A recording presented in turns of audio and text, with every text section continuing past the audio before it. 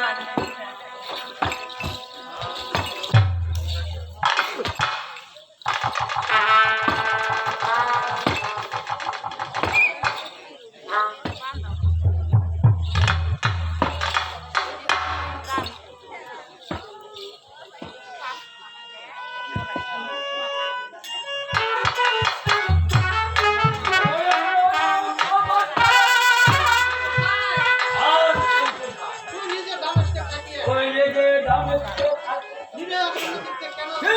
সবে দিকটা কেমন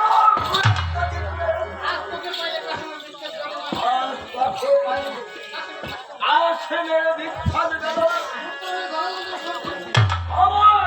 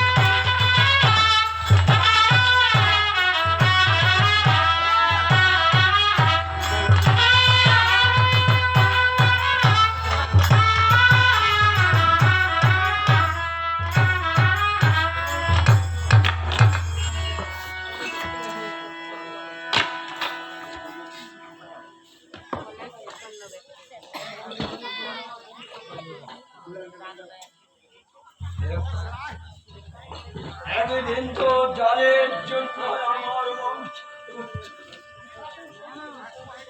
আমার একটা শেষ শত্রু হাতে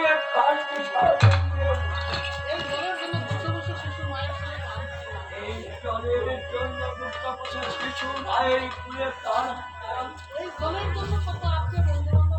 জলের জন্য বন্ধু বান্ধব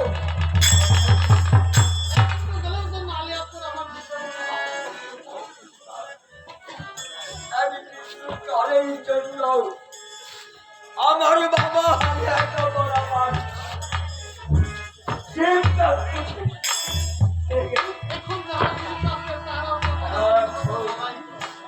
এখন যারা জীবিত আছে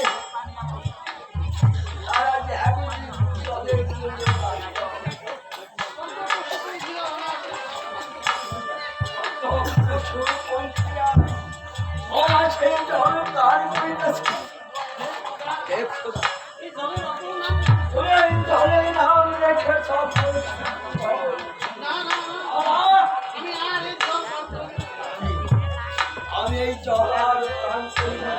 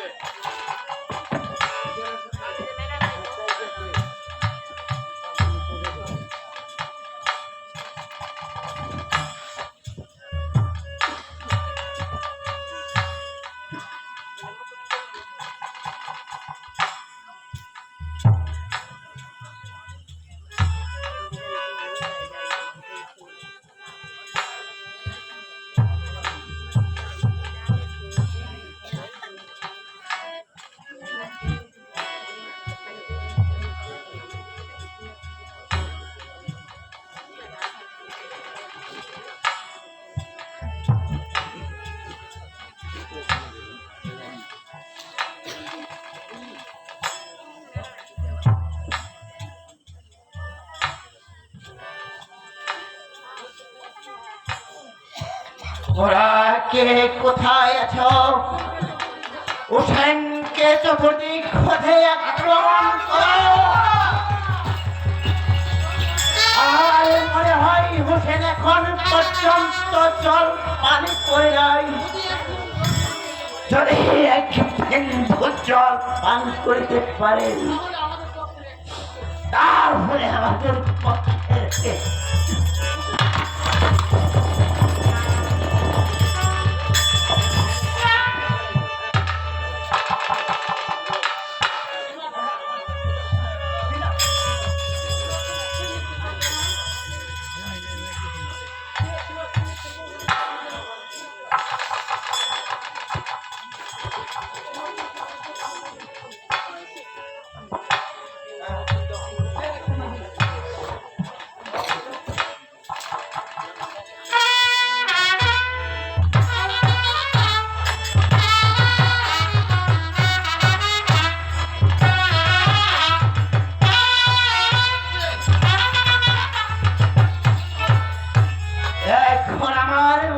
হয়েছে হোসেন আর জীবিত নয়।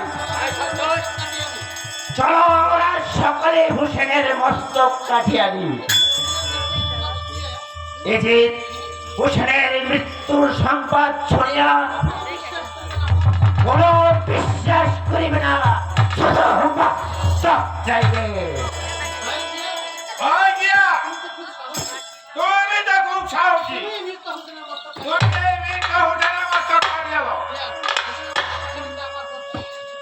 হোসেনের মস্তক কাটিতে আমার হস্ত স্থির থাকবে না, এমনকি আমার সাহস হইবে না। না না না, আমি হাত পারিব না। যদি দুর্বল বসতে হোসেন দরসারি হয়ে থাকে, কিন্তু যদি অন্য কোনো সন্ধি পড়ে থাকে, যদি মাটিতে পড়ে থাকে, আমাকে হাতে পাইলে তোমার কি দশা হবে? যার ভয়ে জঙ্গলে পায়া পান রক্ষা করেছি, ইচ্ছা করিয়া তার হাতে ধরা দেব আমি। না না, আমি কখনোই যাইব না। তোমার অভিপ্রায় কি? তুমি কি হোসেনের মস্তক কাটতে পারবে কিনা?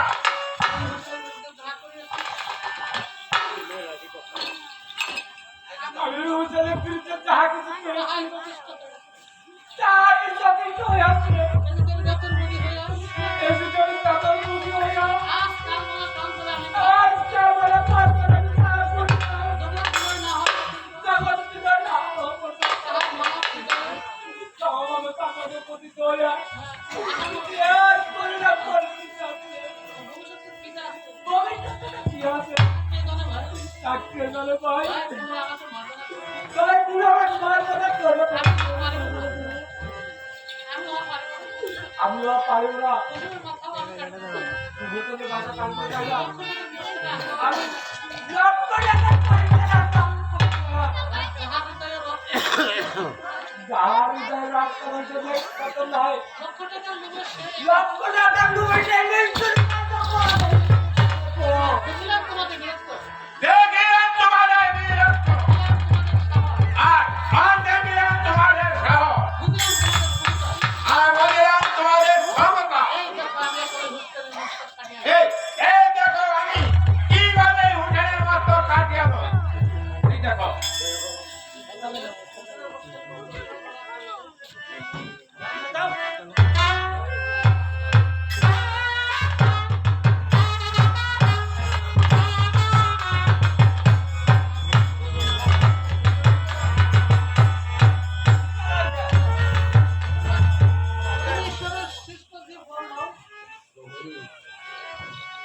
ঈশ্বরের সৃষ্টি জীব নয়,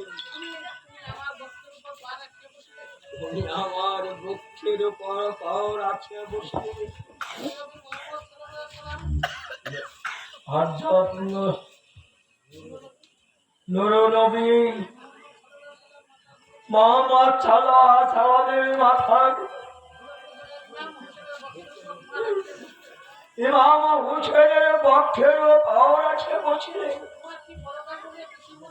তোমার কি পরকাল বলে কিছু মনে নেই? এমন কি তোর পাপের জন্য কি তোমার ভয় করতেছে না? আমি কাউকে ভয় করি না, আমি পরাকাল মানি না। নূরুল নবী মুহাম্মদ সাল্লাল্লাহু আলাইহি ওয়াসাল্লামকে কাউকে আমি চিনি না। তোমার বুকের উপর বসে আছি বলিয়া তুমি আমাকে পাপের ভয় দেখাচ্ছ। সে ভয় আমার নেই। আমি এখনই এই খন্দকার দ্বারা তোমার মস্তক কাটিয়ে লক্ষ টাকা পুরস্কার দেব। তার মস্তকের ভয় করিতে আমার ভাব কি? সে ভাই কখনোই পাপের ভয় করে না। আমি এখনই মরিব। আমি যে বিষাক্ত তীরের আঘাতে অস্থির হয়েছি,